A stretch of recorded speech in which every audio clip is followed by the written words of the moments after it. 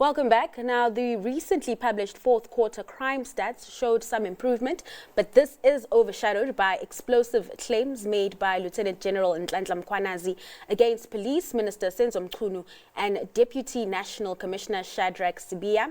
Mkhwanazi accuses the pair of aiding and abetting criminal activity in the country. Further claims of political interference in high-level cases have also been leveled.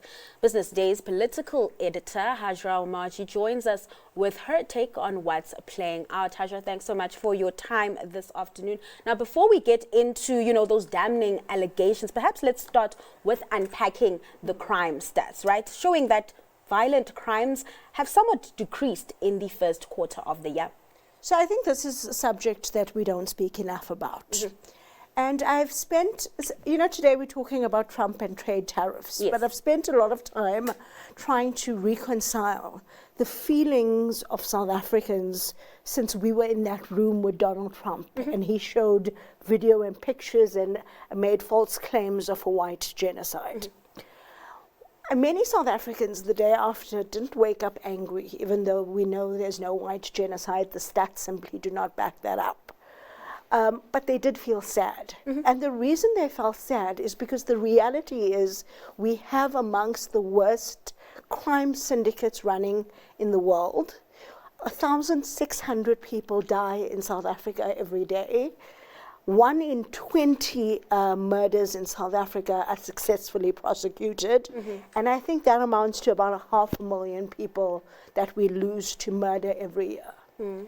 It speaks to a police force and a government that is inherently corrupt and is driven by syndicates.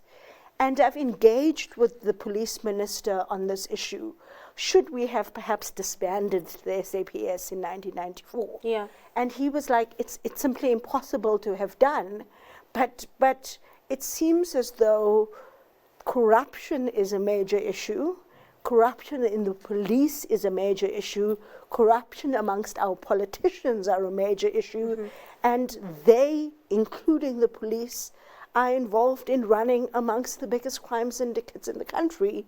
That's why crime doesn't get taken seriously, because we're such a corrupt society. Yeah, we have both agreed that South Africa is a very violent country. There are, you just went through those stats, and it's quite scary, to live in the country, to love the country, but, all of this is happening. And I wanted to ask you then, the slight decrease we are seeing, is it even sustainable? So for some years, and Becky Cele, the former Minister of Police, blamed this on COVID. Yeah. For some years, we saw a dramatic increase in violent crime every year. This is the first year we are seeing a slight decrease. However, I will say, as Senzo Mchunu and others are now caught up in a battle for power within the SAPS, his good ideas thus far, a year into the government of national unity, amongst them working with private security agencies, bringing in the Metro Police, which is your boots on the ground, have not yet materialized. Okay. And we need to actually hold ministers accountable based on the data. Becky Cele was an unsuccessful Minister of Police because we saw crime stats increase. Now we're seeing a power battle between two men in the SAPS, but we're not looking at the data. In terms of judging these two men on your screen, Sibiya Mkhwanazi and Senzo Mchunu, based on their performance in office. Okay, so getting into that, the allegations then leveled on Police Minister Mchunu and SAPS's Deputy National Commissioner Sibiya. Maybe just walk us through what's taking place there. Let's put everything into perspective. We're still trying to figure it out. It is highly unusual for a provincial police commissioner to have come out against the National Minister of Police. And the suspicion is Sibiya Mkhwanazi was about to be suspended. It was a power grab. Senzo Mchunu was blocking his way to national. He has been accused of being trigger happy. However, I've put those allegations to the KZN government, and their response was there's only 2 cases which IPAD has found that the person the police shot at was not holding a gun at them. So again, Can we stop the battle between two men fighting for power in the police and look at the data?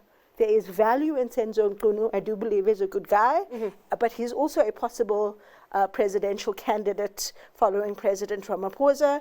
And can we value Sibiya Mkhwanazi because his operational experience he's amongst the best in the SAPS. All right, so I guess the big question here is then where to from now? We are all waiting for President Ramaphosa to land back in SA from the BRICS summit in Brazil. Yeah, so he's landed back and he's getting reports on this issue. Okay. It would be very difficult for him to act against Senzo Mchunu. Senzo Mchunu is a close ally, a possible presidential candidate at the next ANC conference to replace Ramaphosa.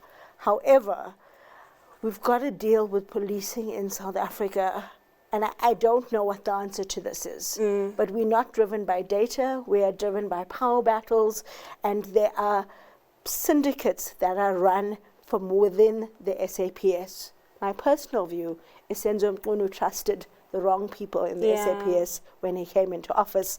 And by that person, I mean Shadrack Sibiya, who faced mounting allegations in the State Capture Commission and the report. Now, is this a risk to national security? As you know, after Nhlanhla Mkhwanazi's presser, this was, the word that was thrown around. Well, the State Security Agency didn't know MK was coming. Certainly didn't inform the ANC, and they didn't know this battle, which is probably the biggest fight for power within the SAPS that has ever happened, was coming. So I think the State Security Agency has a lot to answer for here, because they're supposed to have oversight over everything. But we wait for Ramaphosa's decision. From the people I've spoken to within the ANC, they say he cannot act against Mchunu. Knowing the president, he's going to find it very difficult. Let's hope we don't get another commission of inquiry. What we need to actually deal with is crime in a serious way.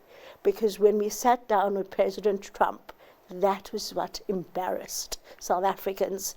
1,600 people die in South Africa every day. 1 in 20 of those are successfully prosecuted.